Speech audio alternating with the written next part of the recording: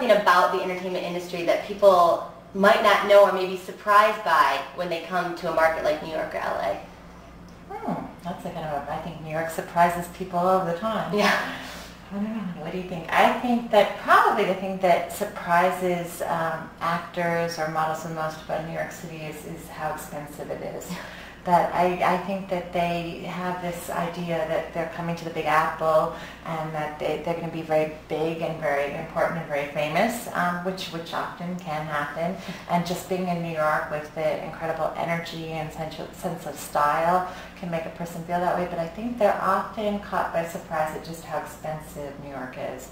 That you really have to plan ahead. You have to make sure that you've put money aside, that you've saved, and that you don't come to New York expecting to live the high life or to act like a tourist.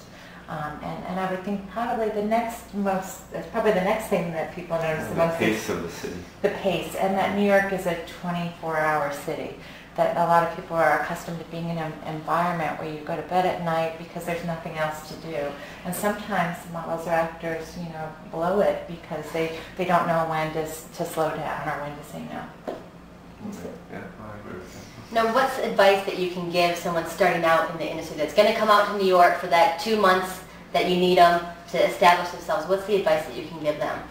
Well, I think the advice that I would have to give any model or actor is to realize when you've made a decision to take such a chance and to really put that best foot forward, that you realize that you hire experts to help you. That you're signing with people that have done this for a significant amount of time, sometimes 10, 20, and 30 years. That it's really important because you are new at this or you are a novice, that you come and listen and take the advice of the professionals that you hired to work for you, that you don't come expecting that you can reinvent the wheel. Like if they send you to certain photographers, don't tell them that your Aunt Susie can take a picture of you. Don't try to save a nickel, and then end up, blowing the whole situation. What do we call that? What do New Yorkers say? We say penny wise and pound foolish, but I think we have a No, that's what we say. We have a lot of expressions like that. Make sure that you follow instructions and that you take into consideration how long it's going to take to get places. I know in Los Angeles, on the average it's going to take an hour to get to your next appointment, and that you hit your mark because we're all taking notes. And after that initial 4 to 8 weeks that you spend in another market, we're really going to decide if this is right for you, and if you're getting good response, and if you've done anything to shoot yourself in the foot, why would you want to do that?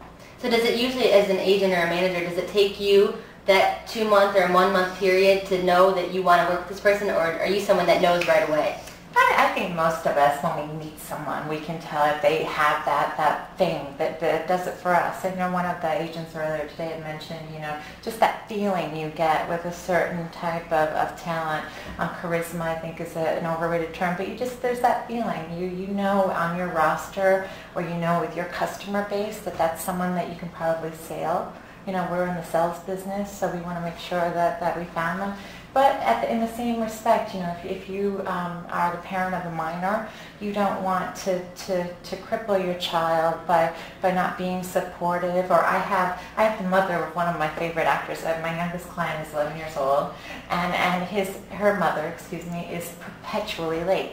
Oh, no. And it's not the child's fault. And thank goodness they're adorable, and we've repped her for a number of years.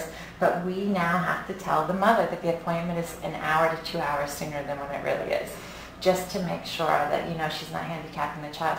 For older talent, don't stay all down late and party when you have castings the next day. We're just watching to see if our customers are going to respond. That's the biggie. But also, if you deserve to be one of the few people that has this chance and does well. Who deserves that chance? So, well, I think any young person, young meaning 3 to 80. Yeah. I call all of my talent kids, and I have an 80-year-old grandpa that I represent. But it's someone who realizes that acting or modeling is a form of expression, and that there are a lot of jobs now, thanks to cable television and 500 stations and all the magazines and the internet that are available. But at the same time, there are thousands, if not millions, of dollars that go into every single production or spread that you see. And you can't be someone who comes into the equation with the opportunity to make a lot of money, but that costs the production a lot of money. Or that, that director, photographer, or screenwriter that gave you that chance where they're just like, oh man, I should have chosen the other actor for this. It really you were chosen in any scenario, whether it's to be on the cover of a magazine or to be in a milk commercial. And you should rise to the occasion and let them know you deserved it. So why come out here to Fusion, all the way from New York? What makes it worth it? Well, I would have to say the first thing, because I'm an honest person, that relationships are everything in our industry. And there are people that both agents and people that are involved with running Fusion that are long-time dear friends of ours in the industry. Tom Gusway and he and Joby have scouted for Japan with us for years and years.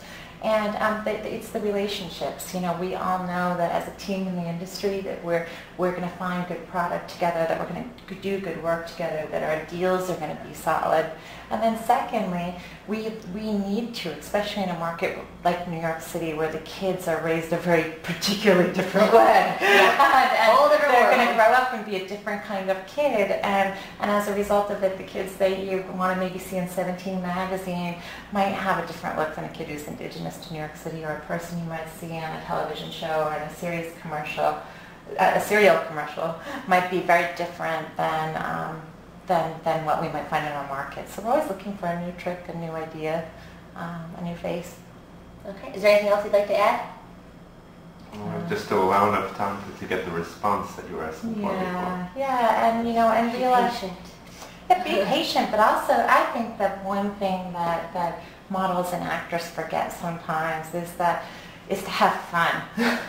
I mean, we're in a business that, for the most part, doesn't change the world on a daily basis, and it involves fashion and glamour and style. And New York City, for example, has some of the best acting coaches and the best, resources available than any other city. So know, especially for New York, that your first trip or two to New York, you're not going to make money. Right. It's going to be the third and fourth, if you're lucky, that you start to feel the financial rewards of New York. So you should take advantage of things like, the terrific acting coaches, Broadway Dance Center, just the experiencing New York itself, the museums, and the things that you can learn by coming to our city are a big part of the experience.